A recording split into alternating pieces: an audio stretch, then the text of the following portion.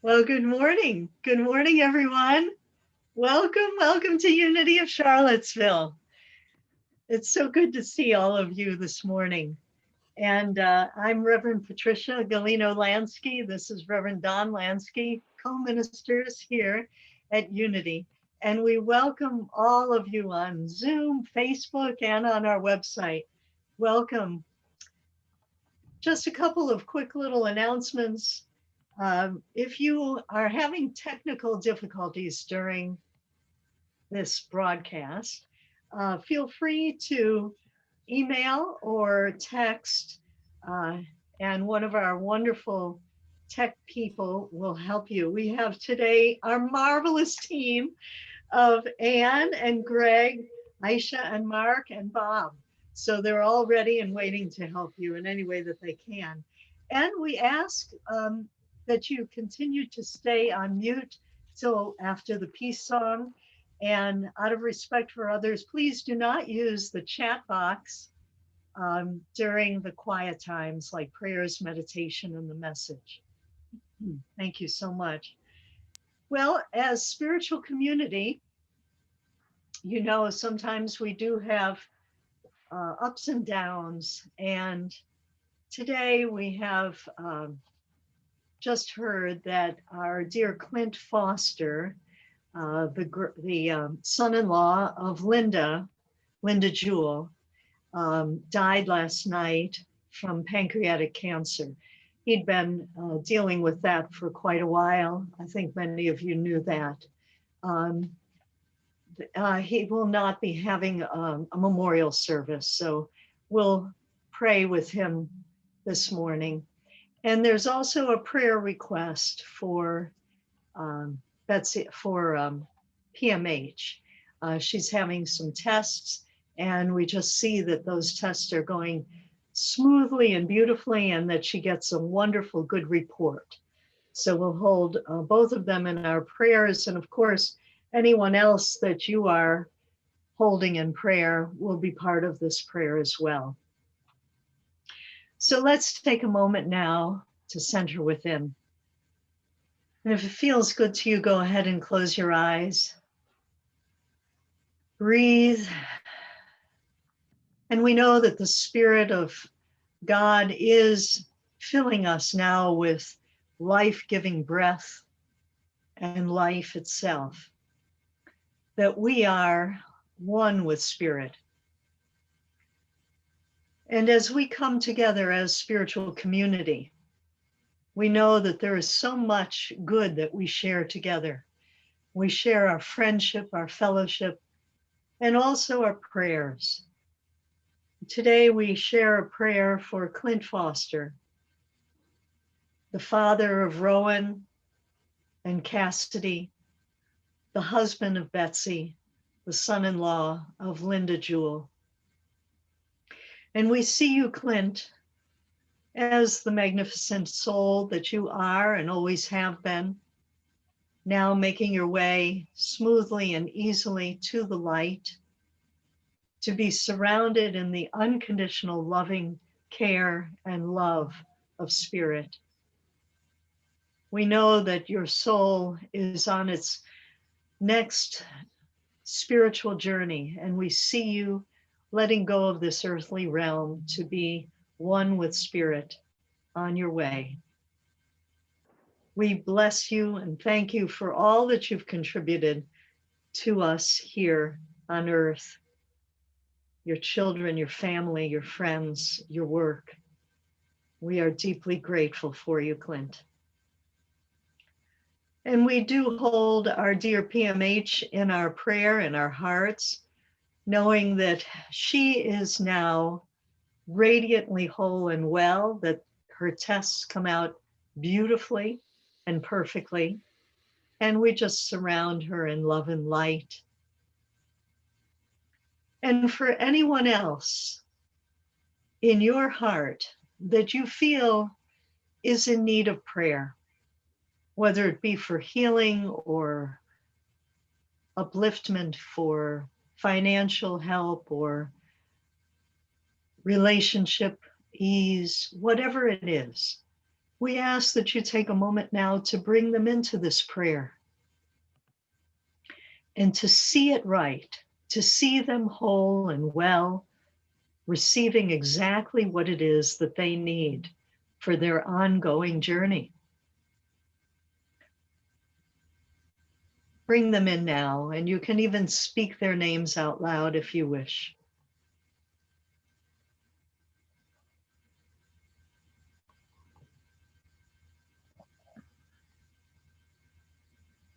And we know that our prayers are strong, that they are amplified by all of us praying together. And we know that our prayers are being heard and answered in the perfect time, in the perfect way. And we know that our prayers are being heard and answered in the perfect time, in the perfect way. And we know that our prayers are being heard. Oh dear. Tech team, there's something going on. Oh, good. Thank you. So we are deeply grateful for this community, for the love that we are, for the prayers, and for all the good that comes from this time together and from our times always together. Let us conclude this prayer with our statement of faith. Together, please. There is only one presence and one power in the universe and in my life, God the good, omnipotent. And so it is. Amen. Ooh, oh,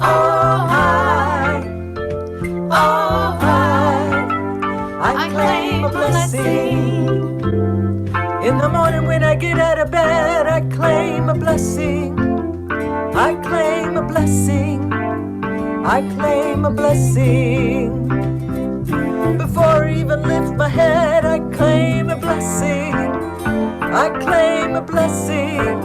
I claim a blessing. This is how I start the day, knowing good is on its way. I am claiming perfect health, love and laughter, friends and wealth. In the morning when I get out of bed, I claim a blessing. I claim a blessing. I claim a blessing. Before I even lift my head, I claim a blessing. I claim a blessing. I claim a blessing. With conviction undeterred and power of the spoken word, take my life and redefine, break the shackles of my mind. In the morning when I get out of bed, I claim a blessing. I claim a blessing. I claim a blessing. Before I even lift my head, I claim a blessing. I claim a blessing. I claim a blessing.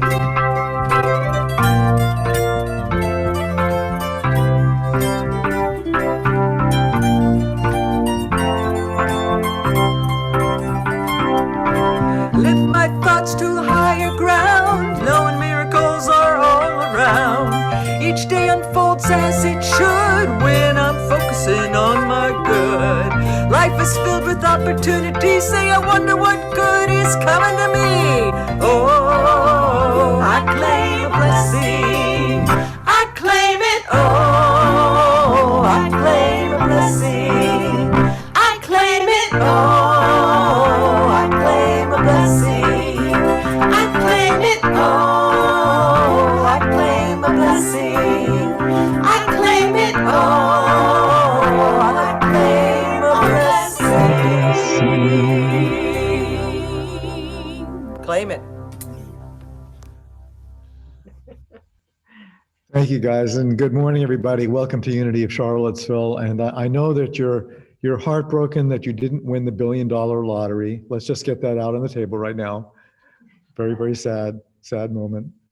But glad you're here this morning, and that we have the power to support one another and the privilege of supporting one another during this time on Sunday mornings. It's just really a great honor. And so we want to let you know, for people who are coming in for the first time, people on Facebook or people on our website, that Unity of Charlottesville welcomes people of all faiths, all religions, all cultures, all gender identity, sexual orientation, that everybody is welcome here at Unity. People of all political persuasions are here, welcome as well. So, and we do have a mission statement, so we'd like to have us say that together. And together, Unity of Charlottesville empowers everyone to express their unique divinity, making a positive difference in the world.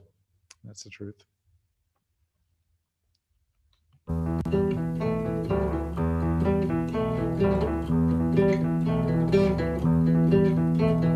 Words I say come back to me. My every notion puts energy in motion. I choose my words carefully.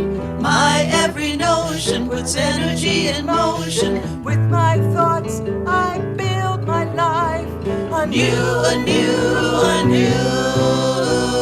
life.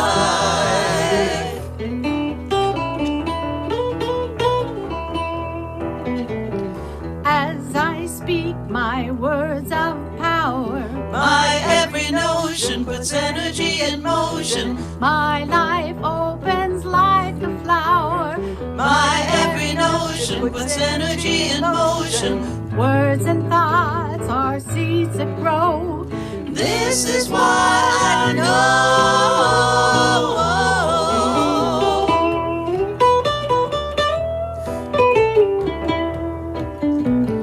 My every notion puts energy in motion. My every notion puts energy in motion. I know what you say is what you get. What you say is what you get. A lifetime guarantee, sure bet that what you say is what you get.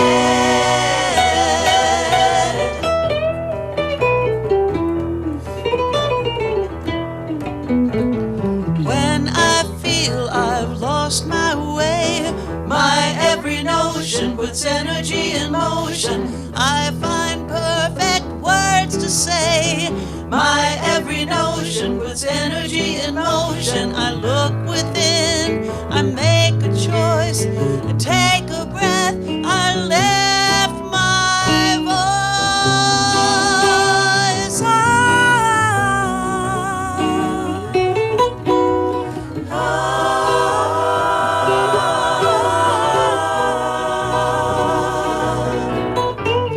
My every notion puts energy in motion. My every notion puts energy in motion. My every notion puts energy in motion. My every notion puts energy in motion.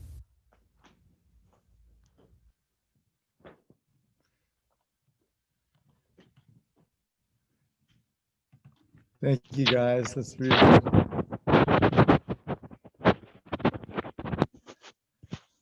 Well, there's an old joke that probably you've heard a million times. And it's about this young monk. In medieval times, this young monk arrives at a monastery and is assigned to helping the other monks copy the old canons and laws from the church by hand. And he notices that all of the monks are copying from copies, not from the original manuscript. And so the new monk goes to the head abbot to question this, pointing out that if someone even made a small error in the first copy, it would never be picked up. In fact, the error would be continued in all of the subsequent copies. So the head monk said, well, we've been copying from copies for thousands or centuries, really, but you make a good point, my son. So he goes down into the dark caves underneath the monastery where the original manuscripts are held in archives in a locked vault that hasn't been opened for 100 years. And hours go by and nobody sees the old abbot. So the monk gets worried and he goes down to look for him. And he finds the abbot banging his head against the wall, crying uncontrollably and shouting the words, "We missed the R. We missed the R." The young monk asks the old abbot, "What's wrong, Father?" And with a choking voice, the old abbot replies, "The word was celebrate." Now, can you imagine if this story was actually true, that some monk in ancient times made a typo so that centuries of priests and nuns were forced not to celebrate, but to be celibate? And the thing is that words matter. And this may very well be the first meme of 2021 as we consider the stark reality of what happened at the Capitol on January 6th. You know, after months of lying about the election to his followers, the former president of the United States and his allies incited a violent coup to overthrow the election and stay in power by their words, words that had consequences, words that emboldened racists and neo-Nazis and white supremacists, words that erupted into violent action, destroying life and property and threatening the very foundation of our democracy. I don't often refer to the book of Proverbs in the Bible, but there are several Proverbs that really nail this. From chapter 18, life and death are in the power of the tongue. From chapter 15, the soothing tongue is a tree of life, but a perverse tongue crushes the spirit. And from verse 11, or chapter 11, with their mouths the godless destroy their neighbors, but through knowledge the righteous escape. And Jesus speaks about the power of words in Matthew chapter 12, verse 36. He says, "And I say unto you that every idle word that men shall speak, they shall give account thereof on the day of judgment. For by your words you are justified, and by your words you will be condemned." Now, our interpretation of this passage in Unity is that the judgment day isn't a point in time, but is constantly occurring as a point of a reckoning of the universal law of cause and effect. So it's not that we're called up to some God in the sky to face God, to answer for our words, or even that God could or would ever condemn us, but rather that we must experience the outworking of spiritual law. It's unavoidable because words matter and our words have consequences. So take a look at this from Maya Angelou, and if we could show that film of Maya. I don't know anyone who understands the power of words more than Maya Angelou. I've been in her home at a party, and someone telling a homophobic joke or making fun of someone in a derogatory way, and watched her invite them to leave or stop them in mid-sentence and say, "Not in my house, you won't."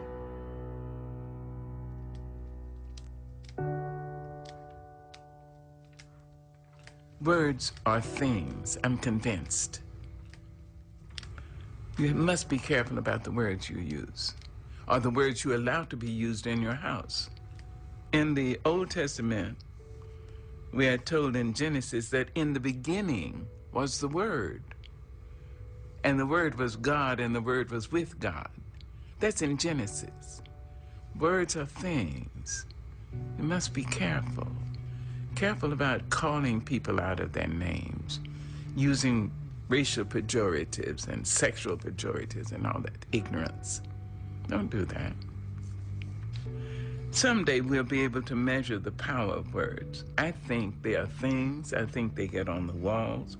They get in your wallpaper. They get in your rugs, in your upholstery, in your clothes, and finally into you.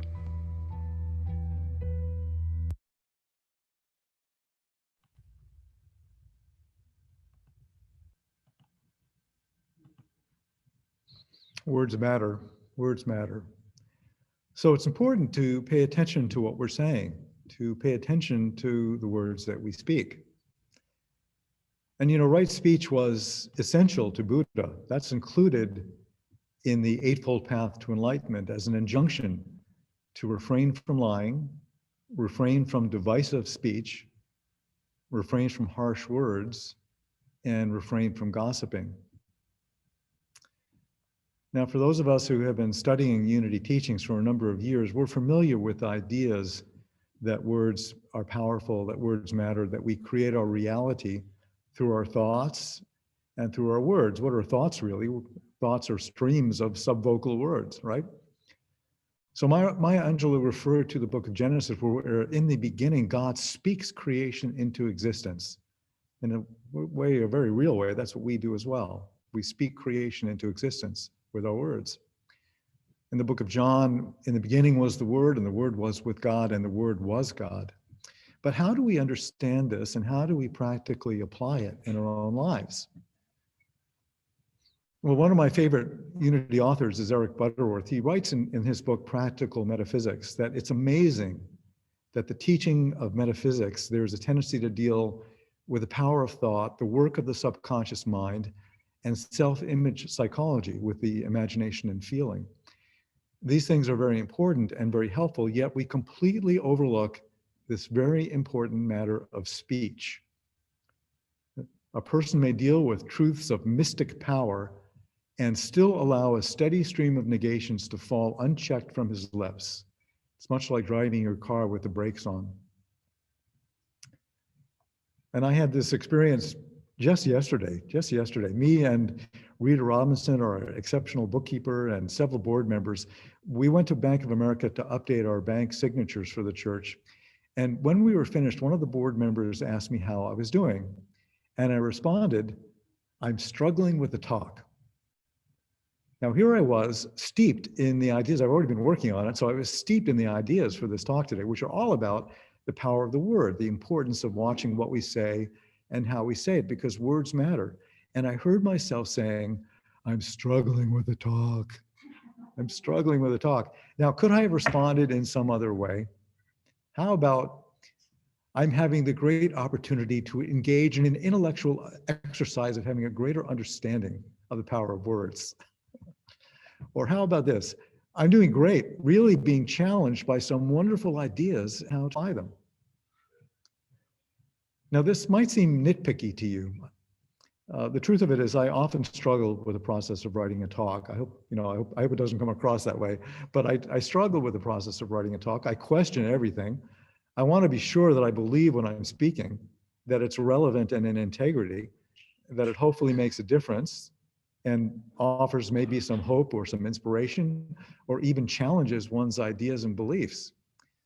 So when the board member asked me how I was doing, the challenge was to answer truthfully in a way that truly reflects my experience, and yet is positive, constructive, and life-affirming, not affirming struggle. I mean, why would we want to ever affirm struggle? And really not even to impress them, but really to keep myself in the flow of consciousness. So Eric Butterworth uses a formula. He offers it to us. And the formula is the initials LSGBS. LSGBS. Let something good be said. Let something good be said. In any situation, let something of the God principle, something of the creative logo, something of the one presence be articulated so that you can keep your flow and stay related and in focus with divine process. So I might have said to that board member, so far, I've been struggling with this talk, but I can see it becoming easier and more focused as I listen to my inner guidance.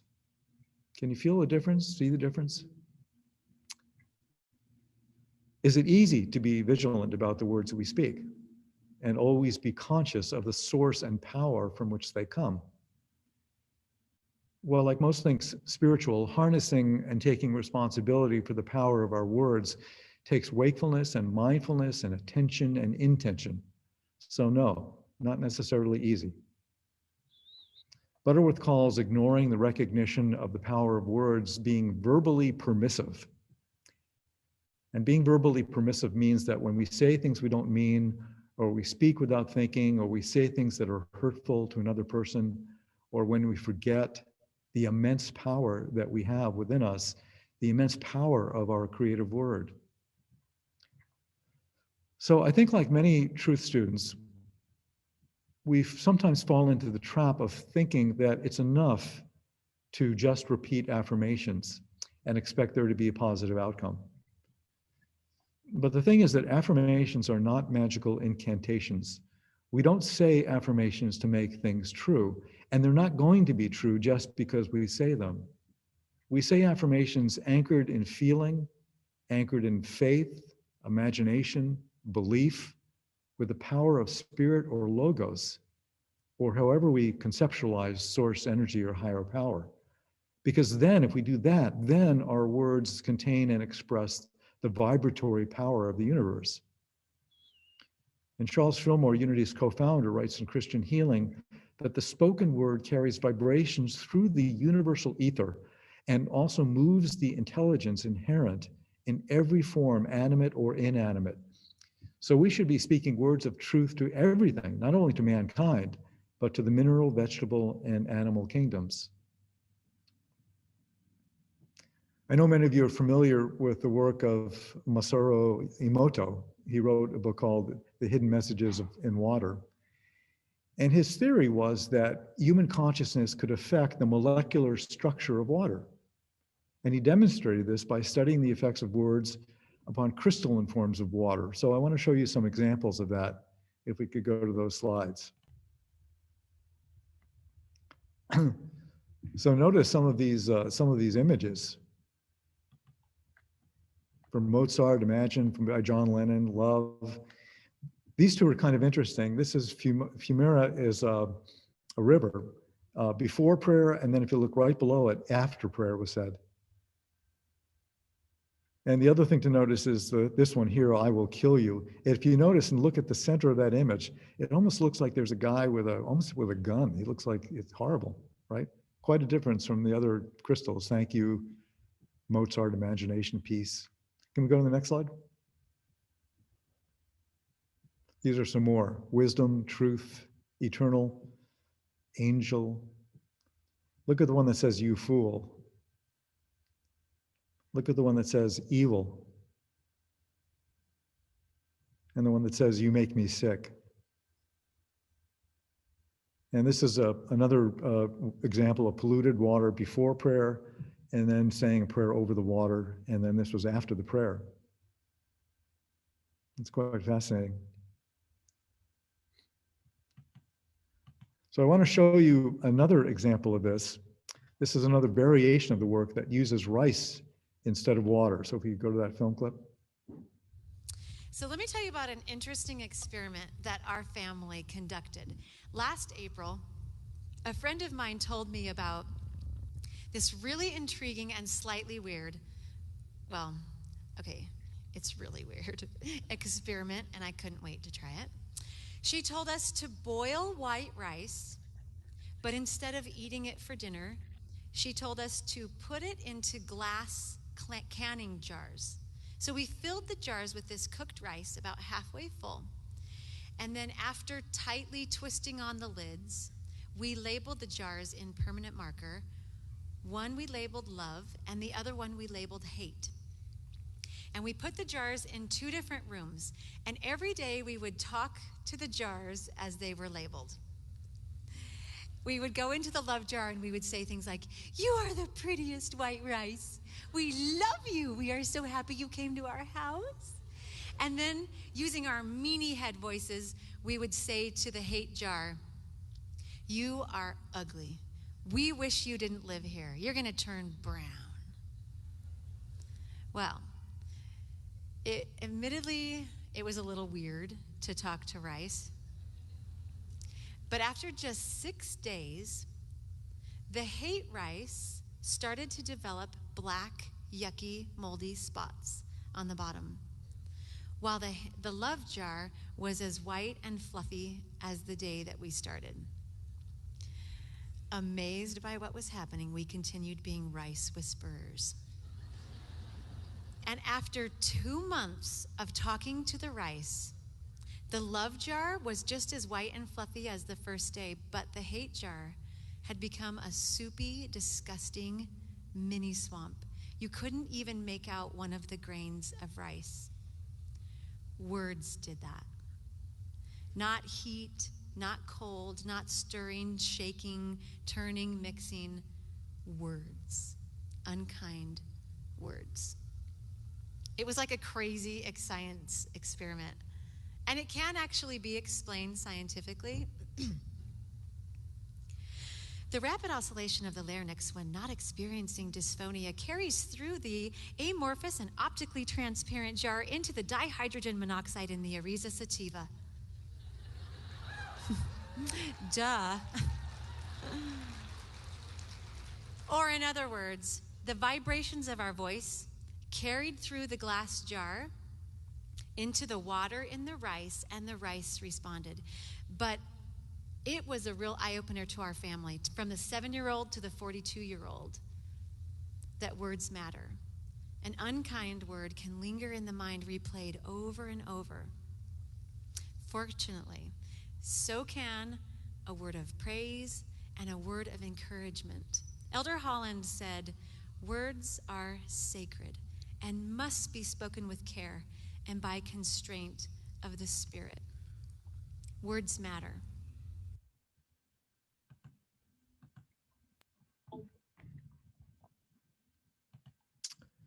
Words have power. Words matter. And that's why and how the New Thought pioneers like the Fillmores and Ernest Holmes understood the power of words to heal any condition. Myrtle Fillmore, Unity's co-founder, wrote in How to Let God Help You. She wrote, "The visible universe is the externalization of thoughts. Hence, in reality, man's higher self is spiritual. He is life and intelligence expressed. He thinks, and his thoughts become objective as forms," right? Words are things. These forms are many grades of density, or as the physical scientists would say, many grades of molecular vibration. The real man or woman is not any one of these forms. He, she is the force that causes the forms to exist. And when he or she knows this, every phase of phenomenal life comes under his or her dominion. So you've heard this before. If you want to change your life, change your thoughts, change your words, change your beliefs. This is the basis of mental and spiritual healing. It's the basis of manifesting the life that you yearn to live deeply from your heart of hearts. And Charles Fillmore wrote and felt so strongly about this, that man has the power to deny and dissolve all disintegrating, discordant, and disease-forming words. He said that knowledge of this fact is the greatest discovery of all ages. No other revelation from God to man is to be compared with it. That is a powerful statement from Fillmore. Can you imagine? No other revelation from God, nothing can be compared to the fact that you have the power to dissolve disintegrating, discordant, and disease-forming words. He said, you can make yourself a new creature and you can build the world about you to your highest ideals. Do not fear, but speak to the law supreme. That means the God of your understanding. Speak to the law supreme, the desires of your heart. This is interesting. He says, if your word is selfish, that which will come to you through its use will be unsatisfactory, but you will profit by the experience and thus learn to speak words of righteousness only. So even if we mess up and say words that are not useful and that are harmful, that are selfish, we still get to learn from the experience. That's an opportunity and a blessing to learn. He says it's your duty as the expresser of divine law to speak forth the logos, the word of God, and cause the Garden of Eden, the everywhere present mind substance, to manifest for you and in you as innate perfection. So that's a pretty tall responsibility, don't you think? That it's our duty to express divine law, to speak forth the logos, the very word of God. And Butterworth calls this saying what you are listening to. Saying what you are listening to. This is a play on what we usually hear, which is just the opposite. Listen to what you're saying, right? Listen to what you're saying. But Butterworth says instead, saying what you're listening to implies that you've actually stopped to listen before you speak. Listen to what? Well, listen to what is the infinite process? What is the creative logos, divine mind, inner guidance, intuition? What is it wanting to express through you? In a manner that's constructive and life supporting, that supports life all around you, that supports your own growth and evolution. So do you think it's possible? Do you think that you could have the discipline to put into words only those things that you want to see manifest in your life? It would mean paying attention to what we attach our I am to. You know, those times when we say to ourselves or someone else things like, I am so stupid. I am such an idiot. I am so tired. My back is killing me, or fill in the blank. My blank is killing me, right? Do we really want our back to be killing us? I don't think so. I think it's possible to do this without being Pollyannish, you know. When we were in seminary, the husband of one of our instructors worked at the Unity Village Chapel. And if you walked by this guy and you asked him how he was doing, he would always say, magnificent. Now, even now, I have a bit of a cynical streak in me. Believe me, I'm working on it. But it was hard for me to imagine that this guy always felt magnificent in every moment.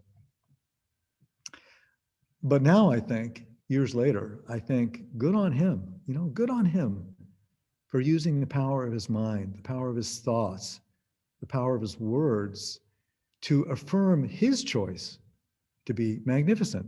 That was his choice. And with this power of choice, we can exercise LSGBS formula. Let something good be said. Recognize that your words have power, that your words are causal, creating effects that can be far-reaching and life-altering. And as you know, and as you can be sure, that what we sow, we shall reap. This is the law of mind action at work. So the results of our words unavoidably come back to us. So I'll close with an affirmation that's written by Ernest Holmes from The Science of Mind. It's called My Word Comes Back to Me. And Ernest Holmes writes, my word comes back to me laden with the fruits of its own speech. My word is the law unto my life, and the law unto everything that I speak. O word, go forth and heal and bless all humanity. Tell them of their divine birthright. Tell the stranger that he is not alone, but that one goes with him who knows and cares. Tell the sick that they are healed, and the poor that they cannot want. Tell the unhappy of the joy of the soul, and break the bonds of those who are in prison. My word shall come back to me, blessed of God and man. So let's prepare for meditation, and we'll have a song, and then Patricia will lead us in meditation.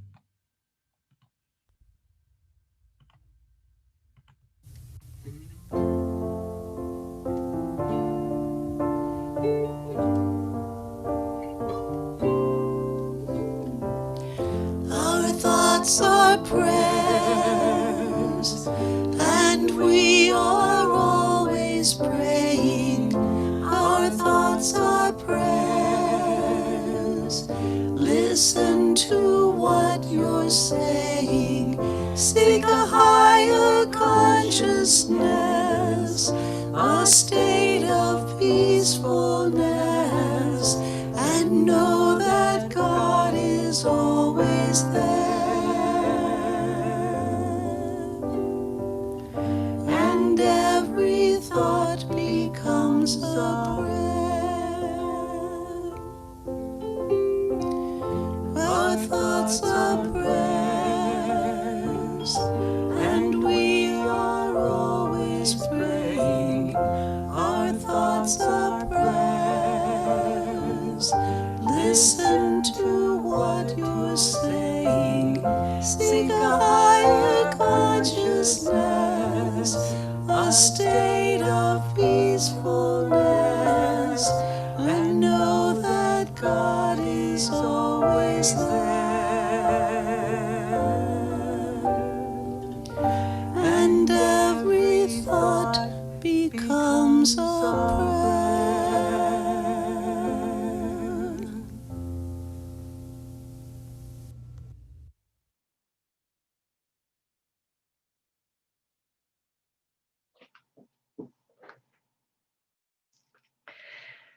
So if you haven't already, go ahead and close your eyes if that feels good to you. And as we do so, let us rest for a moment in the magnificence of our connection with Spirit. We are Spirit expressing on this earth. And so as you go within to feel the ever beating heart, the breath that flows so easily in and out of your body. These are signs of Spirit that has given us life, life eternal.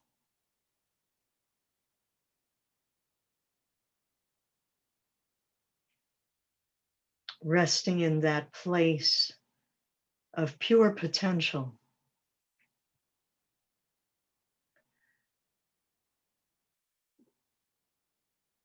We are alert now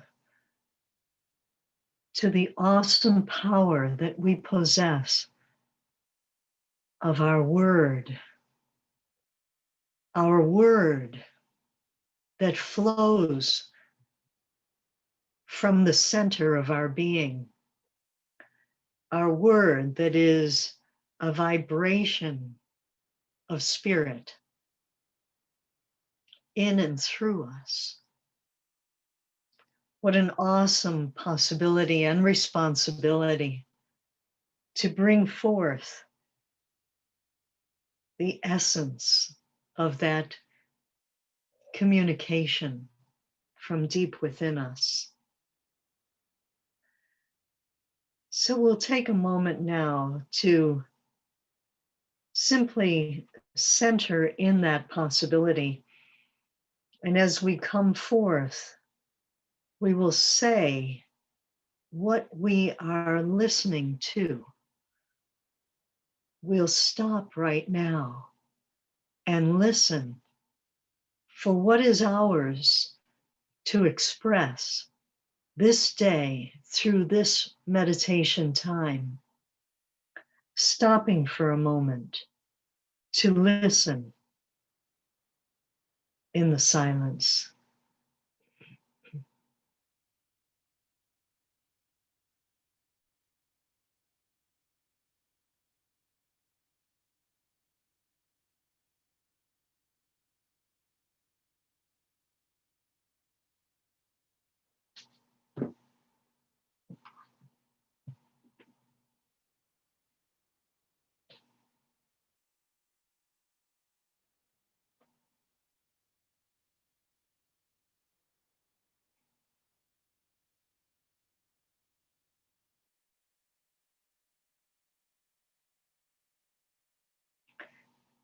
In this time, we ask, what is mine to express? What is mine, as if I can proclaim through my own words, through my own instrument of voice and being? What is mine to express?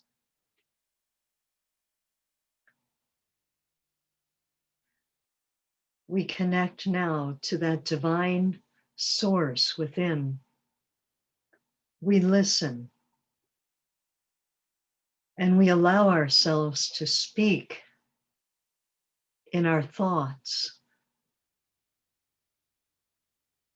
a phrase, a word, a sentence that comes from that deep inner knowing, from that deepest place within us, the place of poets and songwriters, the place of great proclamations. I ask you to listen and then to hear. And perhaps you may even wish to jot down the phrase, the sentence, the words that come to you. Take a moment in the silence to let them come forth.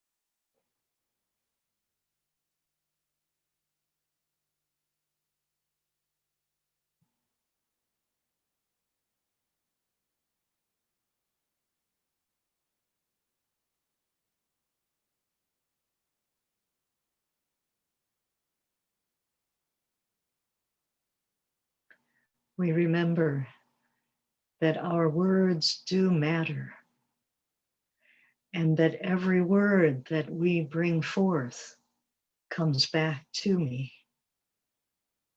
I know that my words can bless and heal all those that are in the range of my speaking, thoughts, and writing. It is an amazing power. And we rely again on our I am statements to bring forth the highest and best from us. Some examples are I am one with spirit. I am a light in this world.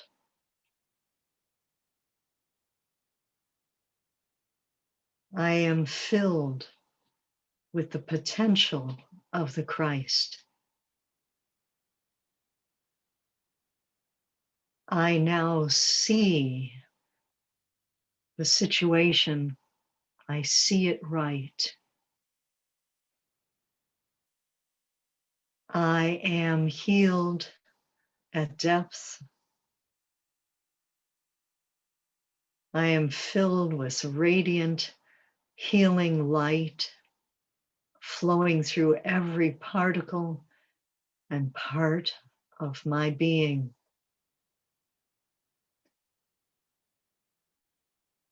My mind is one with the creative impulse of the word.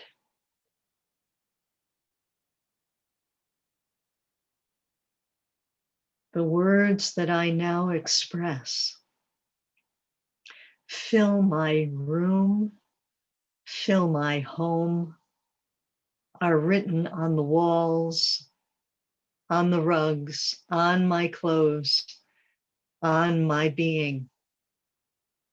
These words go forth to bless me and all who enter my space. The power of my word is mighty to heal and bless.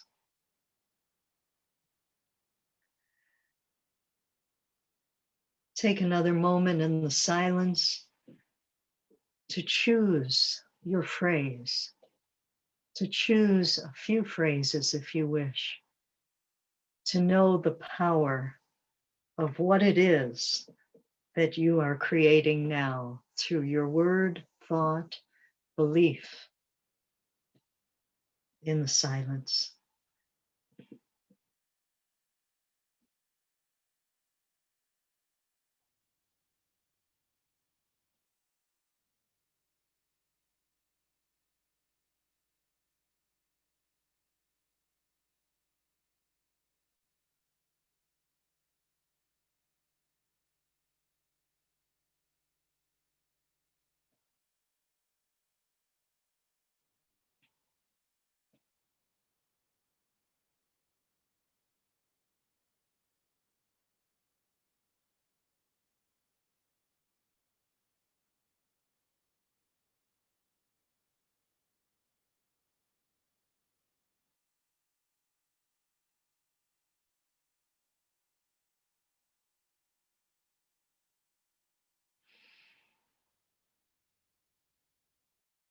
Today, right now, we have planted seeds in the garden of our soul.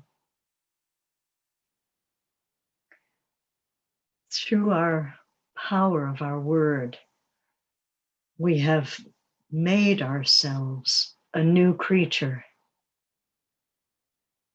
one filled with light and promise and possibility.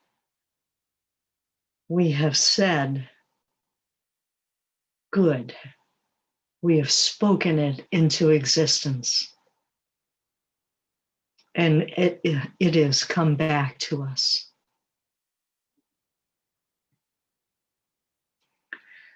And now we take all that we have learned from this lesson, from this meditation. We take all of this back with us now to this time and place.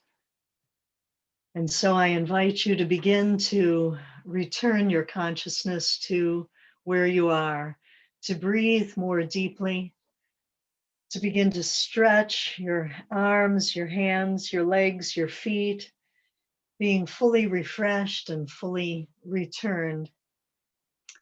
And when you are ready, simply open your eyes, the new creature that you are.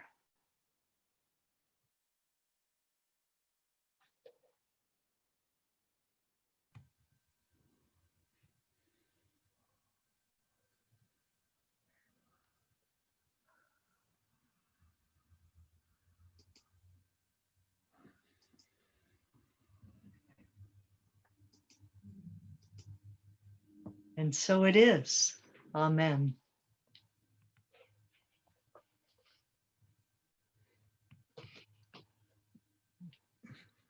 Thank you, Patricia.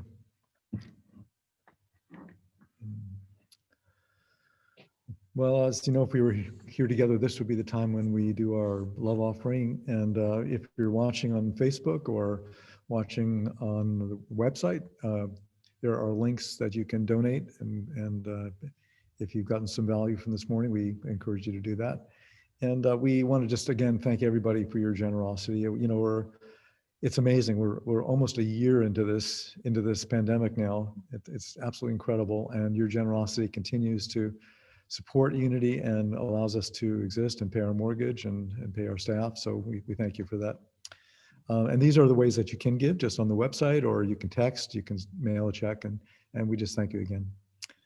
And we do have a blessing that we do. Let me say something about this. We changed the words of our blessing a couple of weeks ago, based on, we had watched Gary Simmons, Reverend Gary Simmons and his wife Jane Simmons, at their church at Unity of Spokane, Washington. And we kind of thought it was interesting what they were saying for their love offering.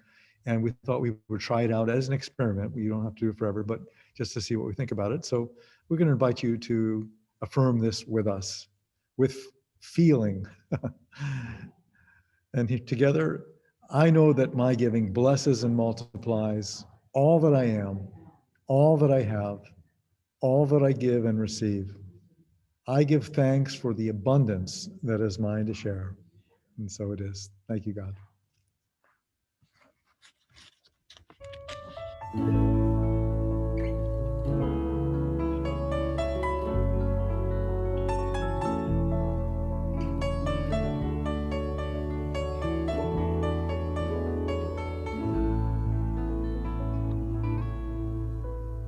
So many things we can't control, so many hurts that happen every day, so many heartaches that pierce the soul, so much pain that won't ever go away. How do we make it better? How do we make it through? What can we do when there's nothing we can do? We can be kind, we can take care of each other, we can remember that deep down inside we all need the same thing. And maybe we'll find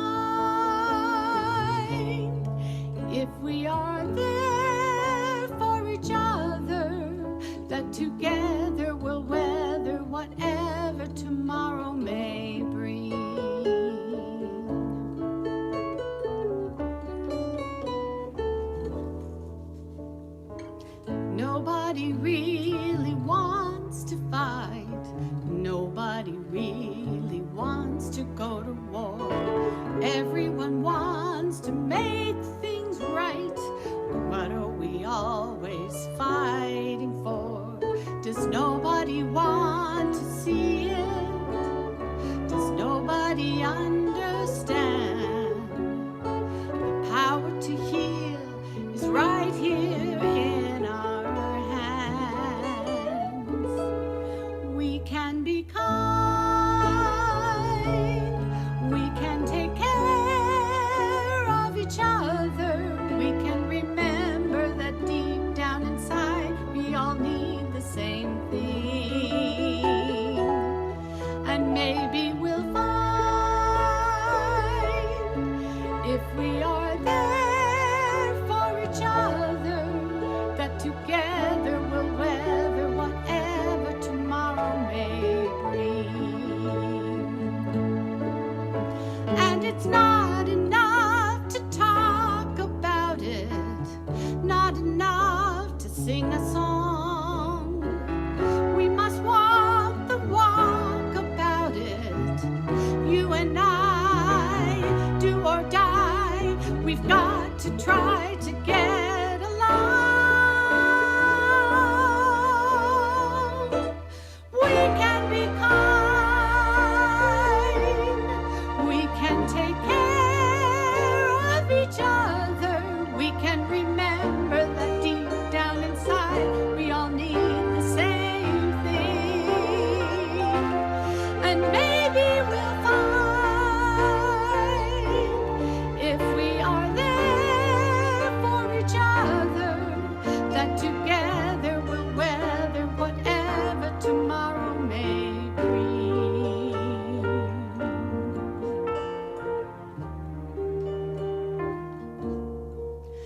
And maybe we'll find true peace of mind, if we always remember we can be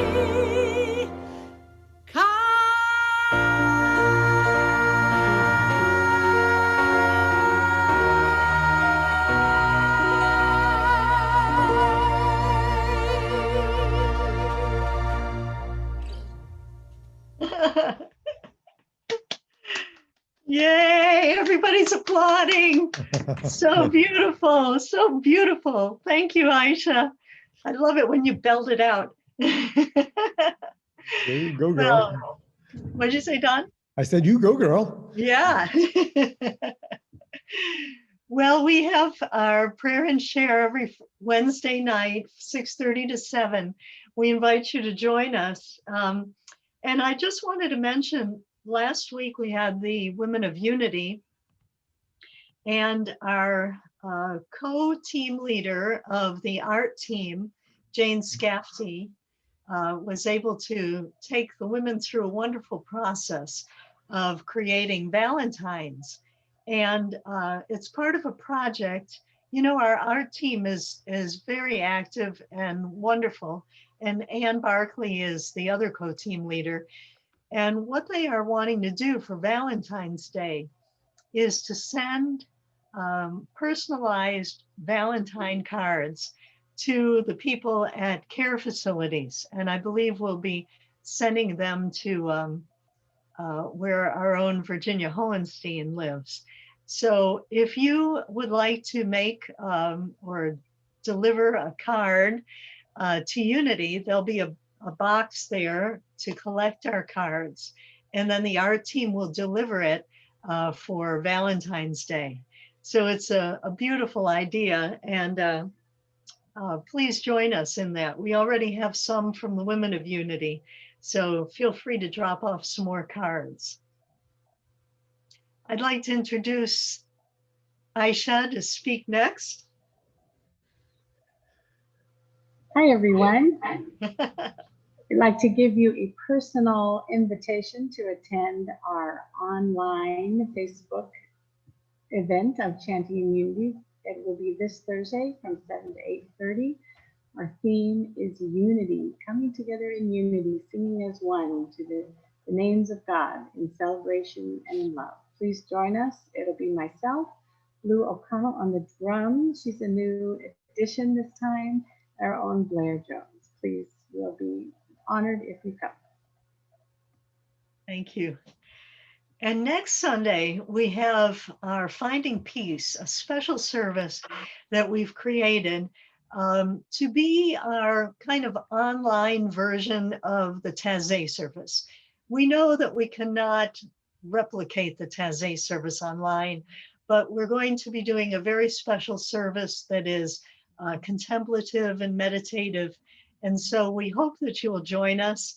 And please, if you know anyone who really loves the Taizé service, invite them to this one and see if they might not enjoy it as well. So that's next week on Sunday. And we are starting a new class, prosperity class, Prosperity and Abundance, the spiritual laws of prosperity and abundance. Beginning Wednesday, February 3rd, we'll have a day class from 10 to 12, or an evening class from 7:15 to 9:15. And we're going to be exploring the work of two giants in the unity movement, two prosperity giants. Martha Judici, who was co-minister at the Unity Village Chapel for many years and on the faculty of the Unity School of Christianity, training ministers. And also Edwin Gaines, who many of you know. Edwin Gaines is just a hoot and a half. And it'll be a multimedia thing. So we'll be listening to some of Martha's audio tapes. We'll be watching some of Edwin Gaines' videos and talking about all of these different aspects of prosperity and abundance, which, you know, everyone I think knows by now that it's about more than money. Abundance is about more than money. Jesus said, I came that you might have life and have it abundantly. So that means abundance in all areas, abundance in health and career and family, in work, in money, all of these different things. So we want to look very deeply at these spiritual principles. And if you've taken Prosperity Plus, or if you've taken the 4T class, this is a slightly different angle. This is looking at these issues from a different lens. So we hope you'll join us. We're not going to be able to have the class if we don't have enough people registering. So to register, just go to our website. The links are there, or our weekly email. And also at the end of the month, the end of February, we'll be having two consecutive weekends on self-care. They'll be conducted by Reverend Sandy Boyer, who's the senior minister at Unity of Hagerstown. We'll meet Friday night and then Saturday for a few hours. And then the next week, Friday and Saturday, also 2 consecutive weekends. This is a deep look and a deep dive into all of the different ways that we can take care of ourselves and really look at the different things that support our own growth and evolution, especially as this pandemic continues a little bit longer. So, and we want to just to have Sandy introduce herself. So if we can just click on that. Hi, I'm Reverend Sandy, and I wanted to share some exciting news with you about an upcoming class. During this winter of our pandemic, we may be feeling a need to deepen our self-care practice. I know that there are many ways in which you're already taking good care of yourself, from dressing appropriately to the weather to making sure that you eat all your vegetables and fruits.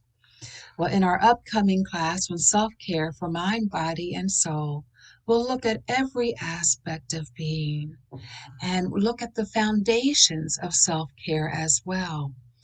You know, both of the books that we're using in this class have many different practices in which we can bring this self-care practice into our daily lives and really be gentle and compassionate with who we are. If you're interested in joining the class and being part of the discussion and broadening your concept of what self-care really is, I invite you to participate. The registration details are included with this post, and this class is available for credit. Thank you so much. And Don and I will also be there in the class as well. So we'll be part of the discussion. Next slide, there you go. Yes, I want you to know that we have a very active pastoral care team here at Unity. You need not be alone or suffer alone. Please let us know if there's any way we can support you. And call the office. Don and I are on that team as well, and or email. Thank you. And right after our service, we invite you to stay on for our virtual fellowship. We're going to, I know, have a lively discussion after what Don has presented to us today about the word and our words. So please join us. It's a lovely time to get to know each other a little bit more. And that'll be right after the peace song. I'd like to invite Kate to come forward, our youth ed director, Kate Adamson. Hey, everyone. Hi there. Good morning. Oh, well, thank you, Don and Patricia, both for a powerful message yet again. And it brought me back and reminded me about so many activities that we do in Youth Ed about the power of words.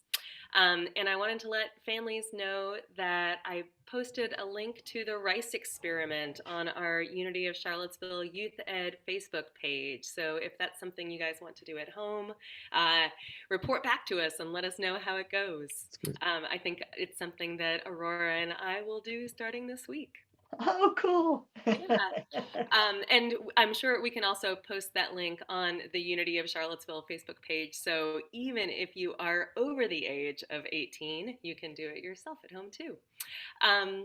So speaking of the power of words, let's bring up our children's blessing and use the power of our words to send the vibration of our love and appreciation out to our children and teachers and parents in the Youth Ed program. So, children, Uniteens, YOUers, teachers, and parents, you are loved, special, and important. Have a great week. Mwah. Well, we want to thank everybody who's helped out this morning. We have our wonderful tech team. We have Greg Jones and Ann Barkley and Mark and Aisha are here, and Bob Boats is in the background at home, just to make sure all the tech things work. And our music team, Blair Jones and Aisha and Rhonda and Aisha for knocking it out of the park. Man, that was incredible. So hope you'll join her on Thursday night for the chanting service. So thanks, everybody. Patricia, you're muted, Patricia. All right. Just want to thank Don for struggling through to a wonderful, wonderful lesson. Struggling with the angels, you know. All right. Well, let us share our prayer for protection. Together, please. The light of God surrounds us. The love of God enfolds us. The power of God protects us. The presence of God watches over us. Wherever we are, God is, and wherever God is, all is well.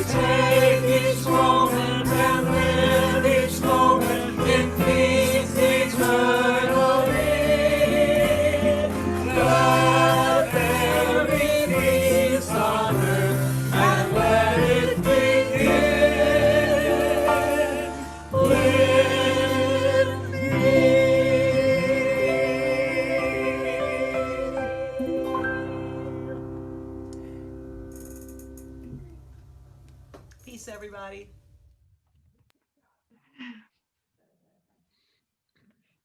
Welcome, welcome to Virtual Fellowship. Hi, everybody. Well, you're welcome to unmute and share. I'm sure that probably you have a lot of thoughts.